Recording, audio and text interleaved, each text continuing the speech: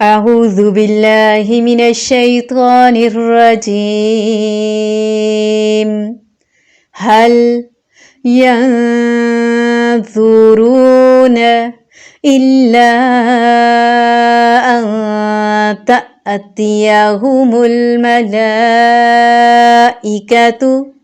أو يأتي ربك أو يأتي بعض آيات ربك يوم يأتي بعض آيات ربك لا ينفع نفسا إيمانها لم تكن آمنت من قبل أو كسبت في إيمانها خيرا قل انتظروا إنا منتظرون. هل ينظرون إلا أن تأتيهم الملائكة أو يأتي ربك أو يأتي بعض آيات ربك يوم يأتي بعض آيات ربك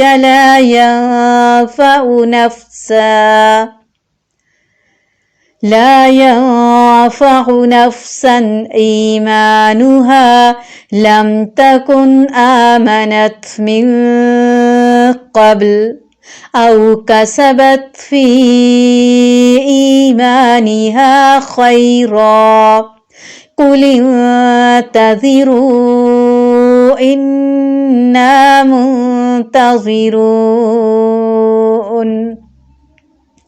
حل نہیں، ینظرون وہ انتظار کرتے، الا مگر، ان یہ کہ، تأتیہم آئیں ان کے پاس، الملائکۃ فرشتے، او یا یأتیہ آ جائے، ربک رب آپ کا، او یا یأتیہ آ جائیں، بعض آیاتی آیات نشانیاں، ربی کا آپ کے رب کی، یوم جس دن، یاتی آ گئیں، بعض آیاتی آیات نشانیاں، ربی کا آپ کے رب کی، لا ینفع نہ نفع دے گا، نفسن کسی نفس کو، ایمانہا ایمان اس کا، لم نہیں، تکن تھا وہ، آمنت ایمان لایا، من قبل اس سے پہلے، او یا کسبت نہیں کمائی کی تھی اس نے، فی ایمانہا اپنے ایمان میں، خیرن کوئی بھلائی نیکی، قل کہہ دیجئے، انتظروا انتظار کرو، انا بے شک ہم، منتظرون انتظار کرنے والے ہیں۔ کیا یہ لوگ صرف اس امر کے منتظر ہیں کہ ان کے پاس فرشتے آئیں، یا ان کے پاس آپ کا رب آئے، یا آپ کے رب کی کوئی بڑی نشانی آئے؟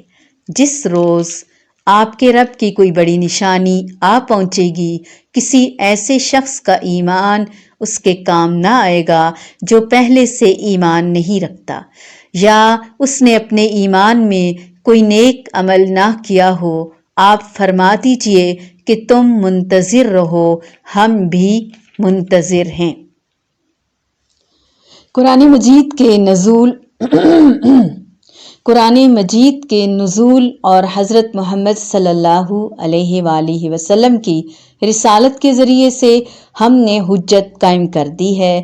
اب بھی اگر یہ اپنی گمراہی سے باز نہیں آتے تو کیا یہ اس بات کے منتظر ہیں کہ ان کے پاس فرشتے آئیں، یعنی ان کی روحیں قبض کرنے کے لیے ان کے پاس آئیں؟ اس وقت یہ ایمان لائیں گے کیا؟ یا آپ کا رب خود ہی ان کے پاس آ جائے، یعنی قیامت برپا ہو جائے اور وہ اللہ تعالیٰ کی روبرو پیش ہو جائیں، اس وقت یہ ایمان لائیں گے؟ یا آپ کے رب کی کوئی بڑی نشانی آنے پر، جیسے قیامت کے قریب سورج مشرق کی بجائے مغرب سے طلوع ہوگا، تو اس قسم کی بڑی نشانی کو دیکھ کر اگر یہ ایمان لائیں گے تو اگلے جملے میں وضاحت کی جا رہی ہے کہ اگر یہ اس انتظار میں ہیں تو بہت ہی نادانی کا مظاہرہ کر رہے ہیں، کیونکہ بڑی نشانی کے ظہور کے بعد کافر کا ایمان اور فاسق و فاجر شخص کی توبہ قبول نہیں ہوگی۔ صحیح حدیث ہے، نبی کریم صلی اللہ علیہ وآلہ وسلم نے فرمایا کہ قیامت قائم نہیں ہوگی یہاں تک کہ سورج مشرق کی بجائے مغرب سے طلوع ہو جائے۔ پس جب ایسا ہوگا اور لوگ اسے مغرب سے طلوع ہوتے ہوئے دیکھیں گے تو سب کے سب ایمان لے آئیں گے۔ پھر آپ صلی اللہ علیہ وآلہ وسلم نے یہ آیت تلاوت فرمائی، لا ينفع نفسا ایمانها لم تکن آمنت من قبل، یعنی اس وقت ایمان لانا کسی کو کوئی بھی نفع نہ دے گا جو اس سے قبل ایمان نہ لایا ہوگا۔ کافر کا ایمان فائدہ مند اور قابل قبول نہ ہوگا۔ یعنی کوئی گنہگار مومن گناہوں سے توبہ کرے گا تو اس وقت اس کی توبہ قبول نہیں ہوگی، اس کے بعد عمل صالح غیر مقبول ہو جائیں گے۔ احادیث بھی اس بات کی دلالت کرتی ہیں۔ اس بات پر احادیث مبارکہ میں بھی ہمیں واضح پتہ چلتا ہے کہ ہم نے اس آخری وقت کا، ان نشانیوں کا انتظار نہیں کرنا، آج سے اور ابھی سے نیک اعمال شروع کرنے ہیں۔ یہ ایمان نہ لانے والوں اور توبہ نہ کرنے والوں کے لیے وعید ہے۔ قرآن کریم میں یہ مضمون بارہا آیا ہے، سورۃ مومن میں بھی آیا ہے۔ تو مومن تو وہ ہے جو ایک بار پڑھنے سے ہی عمل بدل لے، عمل کی اپنی تصحیح کر لے، تو بار بار پڑھنے سے تو یقیناً اسے مزید سمجھ آئے گی۔ اب اللہ تعالیٰ ایک طرح کا ہمیں جھنجھوڑ رہے ہیں کہ کیا لوگ اس بات کے منتظر ہیں کہ ان کے سامنے فرشتے آ کھڑے ہوں، یا تمہارا رب خود ہی آ جائے، یا تمہارے رب کی کھلی کھلی نشانیاں نمودار ہو جائیں۔ جس روز تمہارے رب کی یہ مخصوص نشانیاں نمودار ہو جائیں گی، یاد رکھو پھر تمہارا ایمان تمہیں کچھ بھی فائدہ نہ دے سکے گا۔ اس دن ایمان لانے کا کیا فائدہ، آج ایمان لو۔ قیامت کی نشانیاں ظاہر ہو جائیں گی، وہ علامات کبریٰ، پھر ایمان لانا بے سود ہوگا۔ جس نے اپنے ایمان میں کوئی بھلائی نہ کمائی ہو، اور ویسے بھی جو شخص ایمان لا کر کچھ کرتا نہیں، صرف زبانی خالی خولی ایمان کا دعویٰ کرتا ہے، عمل نہیں کرتا، تو پھر اس کو بھی کچھ فائدہ نہیں ہوگا، کیونکہ عمل ایمان میں داخل ہے۔ ایمان کی جزا جب جنت بتائی گئی، بخشش بتائی گئی، تو اس کا مطلب یہ ہوا کہ جو شخص ایمان لا کر اچھے اچھے کام کرے گا اس کے لیے سب کچھ ہے۔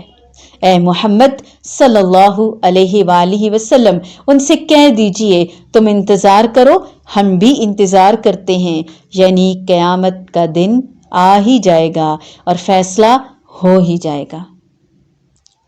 قرآن سے، حق سے، نیکی سے منہ موڑنے والوں کے لیے اللہ تعالیٰ نے شدت غضب کا ایک طرح سے اظہار کرتے ہوئے فرمایا، کیا یہ لوگ منتظر ہیں اس بات کے کہ فرشتے سامنے آ جائیں، رب خود آ جائے؟ الفاظ پہ غور کیجیے۔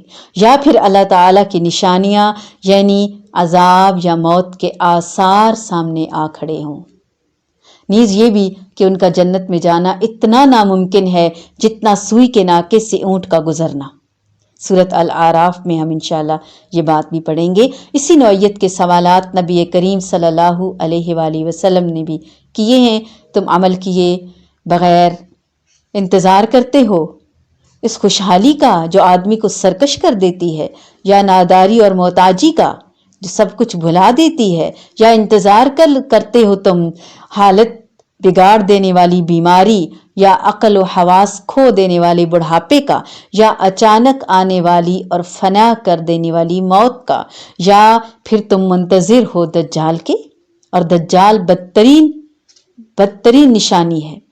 جس کا انتظار ہے، یا تم منتظر ہو پھر قیامت کے، اور قیامت بہت بڑا حادثہ ہے، بہت کڑوا گھونٹ ہے۔